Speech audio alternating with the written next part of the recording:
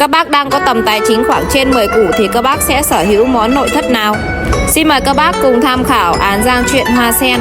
Được thiết kế với kích thước chiều dài là 1m97, sâu sử dụng là 97cm, chân được làm vuông 12cm. Sản phẩm được cơ sở bên em đục CNC và sửa lại bằng tay rất là sắc nét.